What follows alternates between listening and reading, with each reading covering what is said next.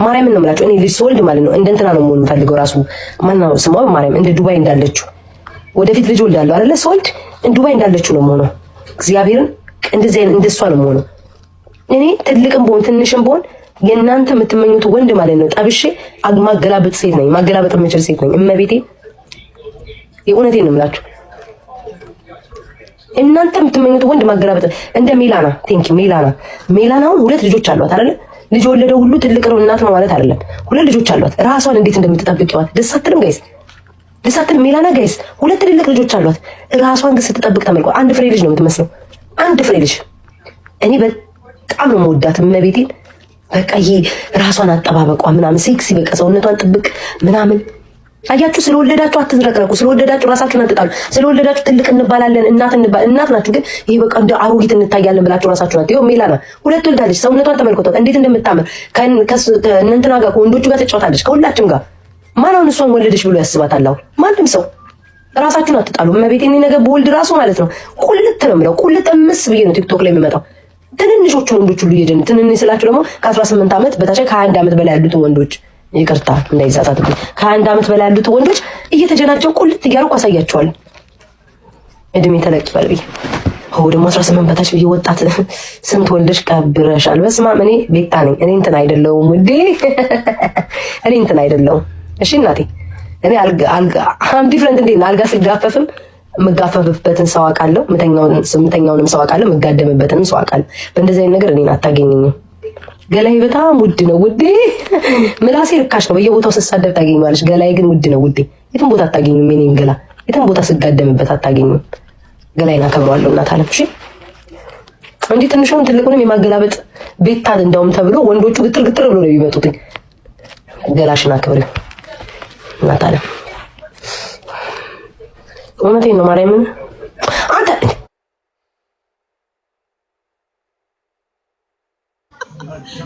እስኪ አሳይን። 3 ወር ባልሆነ ጊዜት እጾታ ታወቀ ብላችሁ በሹካ ኬክ ስታረቅ እጾታ ወንድ ነው ብላችሁ እኛ ልታሰቃዩን። አንቺ የውሸት ነገር አምጥተሽ ባሳይሽ ቁጥር እኛ ልታስበይን። ማሬ ያርግልሽ። ስናገርሽ ግን ነፍሰ ጡር ናት እንዳትናገራት እንዳትሉኝ ጋይስ። አካላዩ አላምንም። ስርዓት ይኖራችሁ ጋይስ፣ ስርዓት ይኖራችሁ። እርጉዝ ናት። ያርግላት፣ ጌታን ያርግላት። ሄርሜላ የቲንክ ይሃ አጮም ቀስም ነው ሞራው ማሪ አልናገራትም። ወይ መናገር ቤተሰብ ይሄ እኮ መናገር አይደለም የማይሆን እኮ ነው ሚዲያ ላይ የምናገረው። እኔ እኮ ስለምታገኑብኝ ነው ነገሮችን ስለምትገለባብጡብኝ ነው። ማርያምን ያርግላት። እኔ እኮ የዛሬ 15 ቀን ነው ምናምን ኢትዮጵያ ያለው የሆነ ስታወራ ስታለከልክ ሰማዋትና የሆነ ነገር አይቼብሻለሁ ምናምን እያልኳት ነበረ። ከዛም ምክንያቱም ታለከልካላችሁ፣ ግን ደግሞ ፈጠነብኝ። እንደዛ ማለት ከጀመረች በኋላ ፈጣጠነች። ጾታውን ለማወቅ ነው። ካረገላት ሲውልሽ ካረገልሽ እሰይ ያድርግልሽ። ከሆነ ግን አቴንሽን አታድርጊ። የሚዲያ አቴንሽን አታድርጊ። ጥሩ አይደለም። ሀቢባ የሰራሽውን ቪዲዮ አጥፊው። አቡ የሰራሽውን ቪዲዮ አጥፊው። የኔ ልጆች የሰራችሁትን ቪዲዮ አጥፉትኝ። እቺ ሴትዮ በቪዲዮ አሁን የሚሏት እሷ ምትላት እቺ ነጭ ቅማል ምትላት ሴትዮ በቪዲዮ ካልመጣች ስለዚህ ወሬ ማንም ሰው እንዲያነሳብኝ እኔም ደግሜ ያላነሳውም እንዴ። አሁን ቁጭ ቤት ሳስበው ግማሾቹ ማለት ነው እግዚአብሔር ግማሾቹ እናቷን አታቃጥለም። ልክ በቃ እኔ እኮ እንዲዋረዱ ስለፈለኩ እኮ ነው ሀቢባን ቪዲዮ ስሪ ብዬ ያልኳት። እንትን ላይ የሚያየውን ነበር። ግማሹ ኤአይ ነው ይላል። ደግሞ እንደዚህ አይነት ሴትዮ ቂንጥር የምትመስል ሴትዮ ቤታን ትመስል ደግሞ ቁልጭ እሷን ትላላችሁ። እኔ ለአክብራት ምናልባት የሰው እናት ትሆናለች ለአክብራት ብዬ እንጂ ለእኔ እናቴ አይደለች። ማዘር አሁንም በክብር ይነፉ ነው የምላቸው። ለእኔ እናቴ ስላልሆነች ባለጌ ተራ ሰው ናት ብዬ ነው የማየው። ገንዘብ ተከፍሏት መታ የውሸት ድራማ ለመስራት የመጣች ከሆነ ማዘር ተነፉ አሁንም በክብር ነው የምላቸው። ስለማላቃቸው ምንም ስላልሆኑ ምንም አይሰማኝም። ለእናንተ ለማሽቃበጥ ሊሰማችሁ ይችላልና ቁጭ ብዬ ሳስበው ውዶቼ የሚወደኝ ሰው ይወደኛል፣ ያቃኛል። አክስቴን ትናንትና ስነግረኝ ምን ሆነሽ ነው አለችኝ።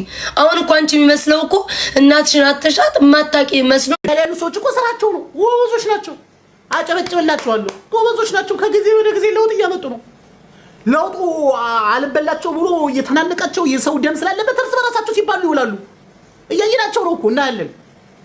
እናንተ የምን አሽቃባጮች ናችሁ? እናንተ እነማን ናችሁ? ሌላ ዜጋ ናችሁ? ተቀጥራችሁ ነው? ይከፍሏችኋል ኮሚሽን። በጊዜያችሁ ለምን ትቀልዳላችሁ? ለምን ጊዜያችሁን አትጠቀሙም? እንደ ወርቅ ነው ጊዜያችሁ። መቼም አንዴ ተናጋሪ ተብያለሁ እናገራለሁ። እናንተ ማን ናችሁ? ምንድን ናችሁ እናንተ? ለምን የራሳችሁን ኑሮ አትኖሩ? ለምን የራሳችሁን ህይወት አታስተካክሉ? ለምን ነጋችሁን አታስማማታመላም? ዛሬ የዘራችሁትን እኮ ነው ነገ የምታጭዱት። ዛሬ ያልሽው ፍቅረኛ ነው ነገ ወደ ትዳር የሚቀየረው። ዛሬ የሰበሰብሽው ገንዘብ ነው ነገ ወደ ኢንቨስት የሚቀየረው።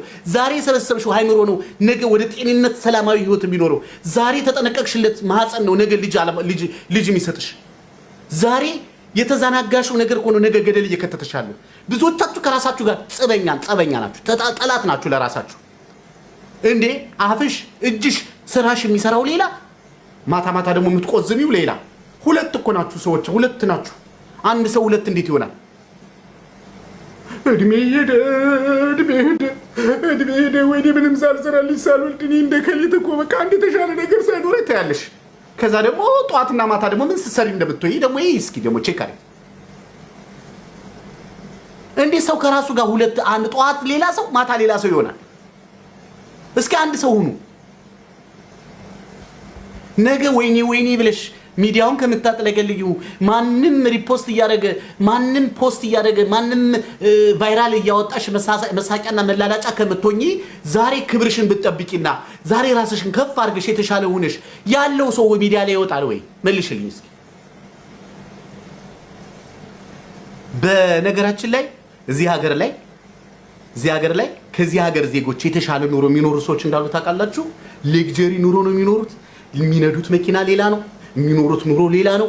መኪናቸው ታርጋቸው ራሱ እንደዚህ ሀገር ዜጋው ሁለት ቁጥር 3 ቁጥር ያለው ታርጋ የሚነዱ ሚሊዮነሮች ናቸው፣ ኢትዮጵያውያኖች ናቸው። ኢንቨስትመንቶች በጣም ሀብታሞች ጥግ ድረስ ማንም የሰው ልጅ ይኖረዋል ያልተባለው ኑሮ የሚኖሩ ሀበሾች አሉ። እነሱም እኮ አይምሯቸው ኢትዮጵያ ውስጥ ነው የተወለዱት። እናንተም ኢትዮጵያ ውስጥ ነው የተወለዳችሁ። እነዛ ሰዎች ሚዲያ ላይ መጥተው ሲልከሰከሱ ታያላችሁ። ሚዲያ ላይ መጥተው አንዱ ሲዘርፉ፣ ራሳቸውን ሲያደራጁ፣ ራሳቸውን ሲያባብሉ፣ የተሻለ ሰው መሰለው ቅዱስ የሚጫወቱ ሚዲያ ላይ መጥተው እንዲናረግላችኋለን ነው እስር በሰንሰለት ተሳስረው ህዝቡን የሚጎዱ ሰዎች እነማን ናቸው?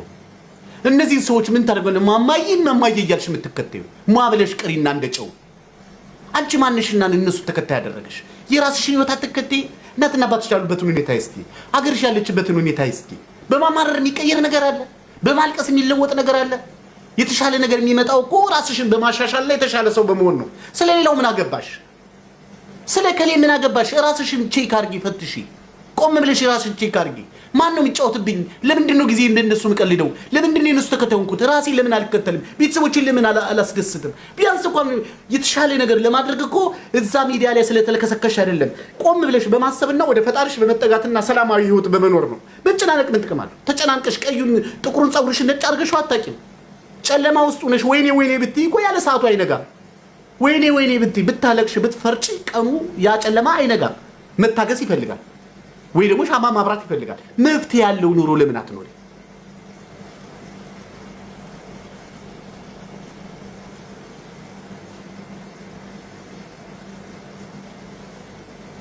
እስኪ ስሙ፣ ልብ ስጥ መያል። አሁን እኮ እኔን አለመስማት ግዴታችሁ ነው፣ መብታችሁ። ግን ግዴታ የሚያሰማችሁ ጉዳይ አለ።